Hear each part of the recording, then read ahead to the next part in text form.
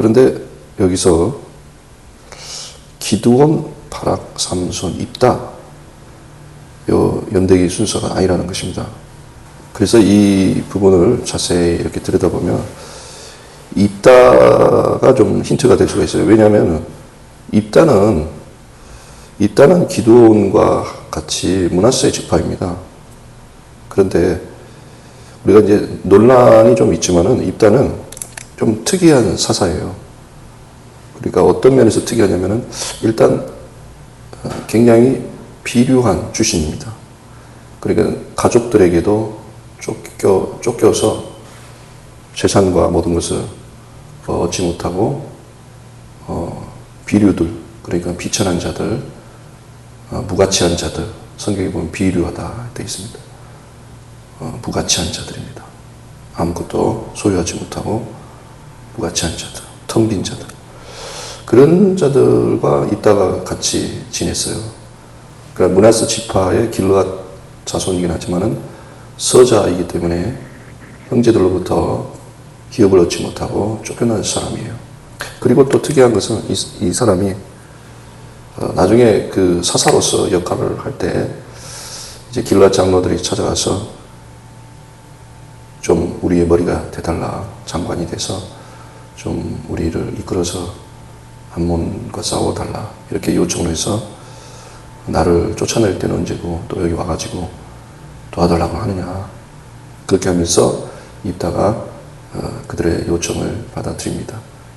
그런데 전쟁을 다 끝나고 나서 서원을, 물론 전쟁을 하기 전에 서원을 했죠.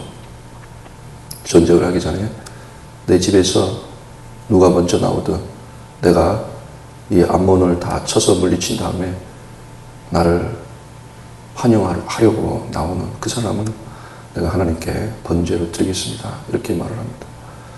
그런데 전쟁이 다 끝나고서 나왔는데 무남 동료의 딸이 나왔었다고 성경 기록하고 있습니다. 그러니까 사람들은 이것이 지금 어떻게 된 일이냐, 그래서 논쟁이 있습니다. 그 무남 동료의 딸을 번제를 어떻게 드릴 수가 있느냐, 이 정말 불행한 사상 아니냐, 이렇게 생각을 하는데 우리가 성경을 보게 되면 하나님은 사람을 태워가지고 바치는 제사를 절대로 받지를 않습니다. 있을 수가 없어요. 그리고 조상 아브라함이 번제로 대신해서 순양을 드린 것을 이들이 모를 리가 없거든요. 입다가 모를 리가 없습니다. 입다는 성경에 능통한 사람이었어요. 무가치한 자요, 텅 빈 자라고 해서 어떻게 보면 입다는 여기 모든 사사들 중에서 가장 성경을 잘 아는 사람 중에 한 사람입니다. 그래서 암몬 왕에게 처음에 정중하게 왜 우리를 쳐들어왔느냐, 당신이 너희들의 조상 그런 발락보다 너가 더 낫느냐, 우리는 이 땅에 올 때 어떤 암몬이나 모압이나 그 땅을 하나도 우리가 침범하지 않고 우리는 아모리 왕만 우리가 쳐서 멸하고 우리가 약속의 땅을 차지했는데 당신의 땅을 조금도 우리가 침범하지 않았는데 왜 이제 와서 우리 땅을 침범하느냐, 이렇게 말하면서 너가 모압 왕의 그 발락보다 너가 더 낫느냐, 이렇게 정중하게 그 역사적인 배경을 언급하면서 이스라엘 땅에서 물러날 것을 요청합니다. 그러니까 입다가 그걸 모를 리가 없고요. 그 다음에 성경을 보게 되면은 처녀로 죽는 것을 슬퍼했다, 애곡했다, 그렇게 되어 있습니다. 아니, 사람을 지금 불태워서 죽일 거면 처녀로 죽든 처녀가 아닌 채로 결혼한 후에 죽든 그게 중요한 게 아니잖아요. 그러잖아요. 처녀로 죽었다라고, 아니 사람을 지금 불태워서 죽이는 거라면 이게 결혼을 했든 안 했든지가 중요한 게 아니잖아요. 지금 사람의 생명을 앗아가는 건데, 그러니까 번제로 드린 게 아니라는 것이죠. 번제는 바쳤겠죠. 그러나 아브라함이 순양으로 대신 번제를 드리는 것처럼 하고, 그리고 그 당사자는 결혼을 하지 않고, 우리 사무엘상에 보면 해막에서 수종드는 여인들이 있습니다. 그러니까 결혼하지 않고 성전에서 성막에서 하나님의 일을 하는 사람으로 헌신했다라고 보는 것이 낫습니다. 그리고 다 이제 그 일이 끝나고서 또 한 번 언급을 했는데 남자를 알지 못하고 죽었더라 이렇게 써요. 또 과거형을 썼어요. 보세요. 만약에 사람을 불태워서 번제로 죽였으면 아니 남자를 알든 모르든 그게 왜 중요하냐고요. 결혼을 했든 안 했든지가 왜 중요하냐고요. 남자를 알지 못하고 죽었더라. 아니 그러면은 이것을 이제 죽은 이후에 기록했다라는 건데 만일에 불태워서 죽였으면 불이 태워져서 비참하게 죽은 것을 애곡하고 그걸 기록을 해야지. 굳이 또 죽고 나서도 남자를 알지 못하고 죽었다 이렇게 표현하는 것은 적절치가 않아요. 그렇기 때문에 사람을 불태워서 죽일 리도 없고 그런 내용이 아니에요. 사람을 불태워서 죽였다면 남자를 알든 모르든 그게 왜 중요하냐고요. 처녀로 죽든 결혼해서 죽든 그게 왜 중요하냐고요. 그게 그리고 남자를 알고 결혼을 하고 죽은 것이 중요한 거라면 2달 동안 결혼을 할 수도 있는 문제고 2달의 유예 기간을 줬지 않습니까? 그렇기 때문에 그런 남자를 알고 처녀로 죽고 이런 것들이 성경에서 보게 되면 만일에 그 무남 동녀를 불태워서 죽였다면 기록을 그렇게 남기지는 않는다는 것이죠. 그리고 하나님은 사람을 인신제사를 절대로 받지 않습니다. 우리 하나님은 창세 이후로 사람을 불태워서 제사를 받으신 적이 없습니다. 그런 제사를 받으신 적이 없어요. 그렇기 때문에 결국은 입단은 무엇이냐면은 기드온과 완전히 상반된 모습을 하고 있어요. 그러니까 기드온은 사실 왕처럼 자기가 왕 노릇은 하지 않겠다고 했지만 여러 아내를 두고 자식들을 70명이나 낳고 정말 왕과 같이 누리고 그리고 오브라의 성에다가 황금 에봇을 두어가지고 이스라엘 백성들이 음란히 그걸 섬겼다라고 성경은 말하고 있습니다. 그러니까 성막에 있는 실로로 가지 않고 오브라에 가가지고 머리를 조아리고 그 금에봇을 섬겼다는 것이죠. 그러니까 따로 우리가 그런 거 있죠. 뭐 은사 받았다, 능력 받았다 해가지고 따로 자기가 무슨 영적인 무슨 센터 같은 걸 세워가지고 거기서 막 안수를 하고 막 기도를 해주고 하나님의 뜻을 점쟁이처럼 말해주고 이런 것을 한 거예요, 사실. 그것의 시초라고 우리가 볼 수가 있어요. 반면에 입단은 뭐예요? 입단은 무남동녀라고 있기 때문에 자기의 어떤 그것을 기업이나 유산을 물려줄 자녀도 없었고 물려주지도 않았고 물려줄 자녀도 없고 기업조차 그것을 남겨줄 자녀도 없었다는 것이죠. 그러니까 입단은 모든 사사 중에서 가장 비천한 자였지만은 그 공로를 하나도 취하지 않고 산 제사를 드린 그 어떤 영적인 산 제사를 드린 그러한 사사로서 본을 보여주었다 이렇게 볼 수가 있습니다. 그래서 우리가 겉으로만 보면은 기드온은 굉장히 화려하고 그리고 그런 어떤 왕족과 같은 그런 위세와 영광과 영화로움을 누렸지만은 입단은 전혀 그렇게 하지를 않았습니다. 그렇기 때문에 이 순서는 겉으로 보기에는 기드온, 연대기로 보면은 바락이 앞서 있지만은 기드온을 앞세운 것은 겉으로 보기에는 기드온은 굉장히 유명한 사사라는 거죠. 그 다음이 바락이에요. 그 다음이 삼손이고 그 다음이 가장 비천한 입다입니다. 그러나 하나님이 보시기에는 먼저 된 자 나중되고 나중된 자 먼저 된다는 것이죠. 그래서 입다가 제일 하나님 보시기에는 사사 중에 사사고 그리고 삼손은 부도덕했지만 죽음으로써 다곤 신전과 우상과 블레셋 사람들을 멸했기 때문에 삼손이 하나님의 의를 드러낸 것이죠. 그래서 두 번째가 되는 것입니다. 그러니까 삼손은 겉으로 보면 세 번째지만 하나님 보실 때는 두 번째가 되는 것이고 바락은 딱히 문제가 없는 사람이에요. 무슨 부도덕을 삼손처럼 한 것도 아니고 문제를 일으킨 건 없습니다. 그러나 하나님 앞에 보실 때 하나님을 전적으로 의지하지를 않았습니다. 드보라를 붙잡았어요. 드보라 선지자를 붙잡았어요. 그래서 이것 때문에 전쟁에서는 이겼지만 영광을 취하지를 못했습니다. 그래서 겉으로 볼 때는 문제없는 바락이 삼손보다 앞서 있지만 그러나 불신을 했기 때문에 하나님을 전적으로 신뢰하지 못하기 때문에 그래서 삼손은 부도덕했지만 그러나 끝에 우리가 예수님도 그런 비유 말씀하셨잖아요. 첫째 아들이 예 하고서 안 가고 둘째 아들은 아니요 하면서 갔다고 하잖아요.